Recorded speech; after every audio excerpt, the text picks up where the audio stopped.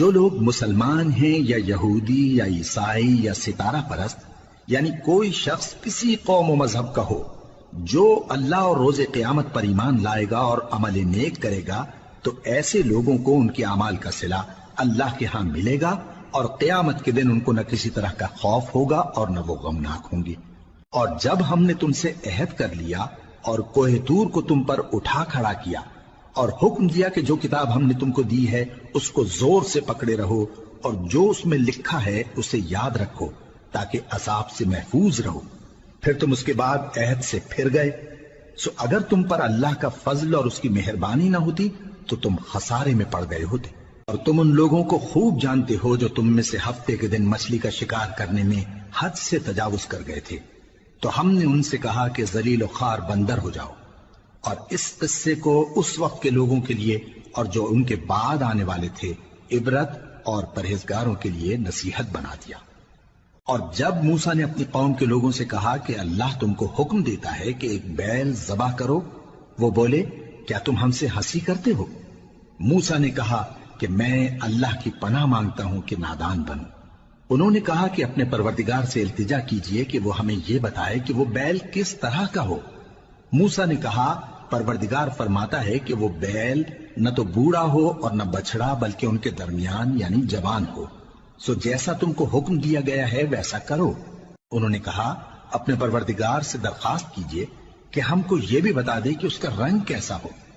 موسیٰ نے کہا پروردگار فرماتا ہے کہ اس کا رنگ گہرا زرد ہو کہ دیکھنے والوں کے دل کو خوش کر دیتا ہو۔ انہوں نے کہا اب کے پروردگار سے پھر درخواست کیجئے کہ ہم کو بتا دے کہ وہ اور کس کس طرح کا ہو، کیونکہ بہت سے بیل ہمیں ایک دوسرے کے مشابہ معلوم ہوتے ہیں، اور اللہ نے چاہا تو ہمیں ٹھیک بات معلوم ہو جائے گی۔ موسیٰ نے کہا کہ اللہ فرماتا ہے کہ وہ بیل کام میں لگا ہوا نہ ہو، نہ تو زمین جوتتا ہو اور نہ کھیتی کو پانی دیتا ہو، بے عیب ہو، اس میں کسی طرح کا داغ نہ ہو۔ کہنے لگے اب تم نے سب باتیں درست بتا دی۔ غرض بڑی مشکل سے انہوں نے اس بیل کو ذبح کیا، جبکہ وہ ایسا کرنے والے لگتے نہ تھے۔ اور جب تم نے ایک شخص کو قتل کیا تو اس میں باہم جھگڑنے لگے، حالانکہ جو بات تم چھپا رہے تھے اللہ اس کو ظاہر کرنے والا تھا۔ چنانچہ ہم نے کہا کہ اس بیل کا کوئی سا ٹکڑا مقتول کو مارو، اس طرح اللہ مردوں کو زندہ کرتا ہے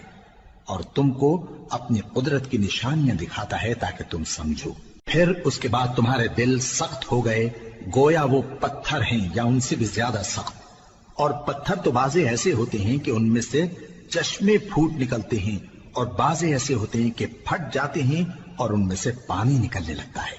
اور بعضے ایسے ہوتے ہیں کہ اللہ کے خوف سے گر پڑتے ہیں، اور اللہ تمہارے کرتوتوں سے بے خبر نہیں۔ مومنو، کیا تم امید رکھتے ہو کہ یہ لوگ تمہارے دین کے قائل ہو جائیں گے؟ حالانکہ ان میں سے کچھ لوگ کلام اللہ یعنی تورات کو سنتے، پھر اس کے سمجھ لینے کے بعد اس کو جان بوجھ کر بدل دیتے رہے ہیں، اور یہ لوگ جب مومنوں سے ملتے ہیں تو کہتے ہیں ہم ایمان لے آئے ہیں، اور جس وقت تنہائی میں ایک دوسرے سے ملتے ہیں تو کہتے ہیں جو بات اللہ نے تم پر ظاہر فرمائی ہے وہ تم ان کو اس لیے بتائے دیتے ہو کہ قیامت کے دن اسی کے حوالے سے تمہارے پروردگار کے سامنے تم کو الزام دیں۔ کیا تم سمجھتے نہیں؟ کیا یہ لوگ یہ نہیں جانتے کہ جو کچھ یہ چھپاتے اور جو کچھ ظاہر کرتے ہیں اللہ کو سب معلوم ہے؟ اور بعض ان میں ان پڑھ ہیں کہ اپنی آرزوؤں کے سوا اللہ کی کتاب سے واقف ہی نہیں، اور وہ صرف اٹکل سے کام لیتے ہیں۔ سو ان لوگوں پر افسوس ہے جو اپنے ہاتھ سے کتاب لکھتے ہیں اور کہتے یہ ہیں کہ یہ اللہ کے پاس سے آئی ہے، تاکہ اس کے عوض تھوڑی سی قیمت یعنی دنیاوی منفعت حاصل کریں۔ سو ان پر افسوس ہے اس لیے کہ بے اصل باتیں اپنے ہاتھ سے لکھتے ہیں، اور پھر ان پر افسوس ہے اس لیے کہ ایسے کام کرتے ہیں، اور کہتے ہیں کہ دوزخ کی آگ ہمیں چند روز کے سوا چھو ہی نہیں سکے گی۔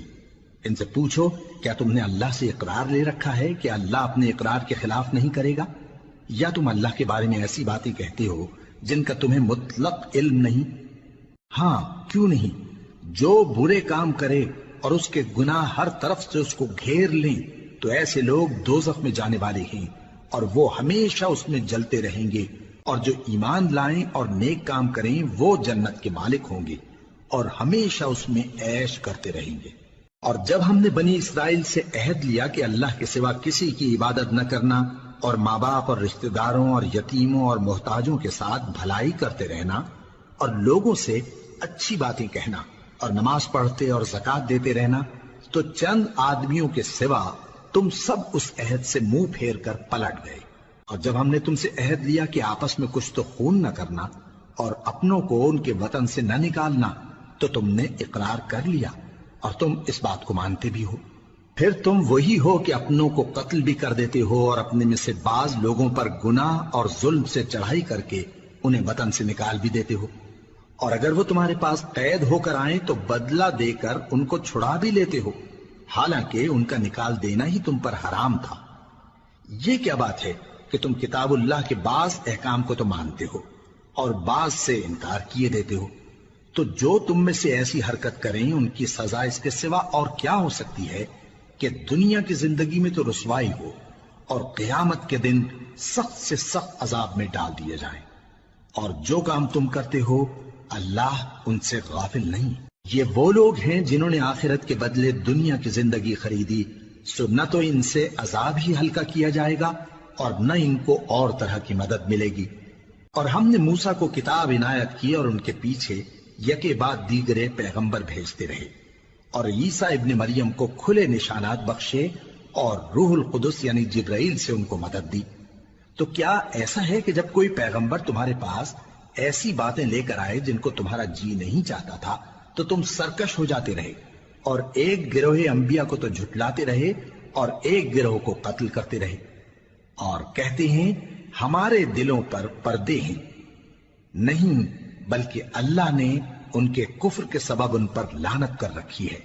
بس یہ تھوڑے ہی پر ایمان لاتے ہیں۔ اور جب اللہ کے ہاں سے ان کے پاس کتاب آئی جو ان کی آسمانی کتاب کی بھی تصدیق کرتی ہے، اور وہ پہلے ہمیشہ کافروں پر فتح مانگا کرتے تھے، پھر جس چیز کو وہ خوب پہچانتے تھے جب ان کے پاس آ پہنچی تو اس سے منکر ہو گئے، بس کافروں پر اللہ کی لعنت۔ جس چیز کے بدلے انہوں نے اپنے تئیں بیچ ڈالا وہ بہت بری ہے، یعنی اس جلن سے کہ اللہ اپنے بندوں میں سے جس پر چاہتا ہے اپنی مہربانی سے نازل فرماتا ہے۔ اللہ کی نازل کی ہوئی کتاب سے کفر کرنے لگے تو وہ اس کے غضب بالائے غضب میں مبتلا ہو گئے، اور کافروں کے لیے ذلیل کرنے والا عذاب ہے۔ اور جب ان سے کہا جاتا ہے کہ جو کتاب اللہ نے اب نازل فرمائی ہے اس کو مانو، تو کہتے ہیں کہ جو کتاب ہم پر پہلے نازل ہو چکی ہے ہم تو اسی کو مانتے ہیں، یعنی یہ اس کے سوا اور کتاب کو نہیں مانتے، حالانکہ وہ سراسر سچی ہے، اور جو ان کی آسمانی کتاب ہے اس کی بھی تصدیق کرتی ہے۔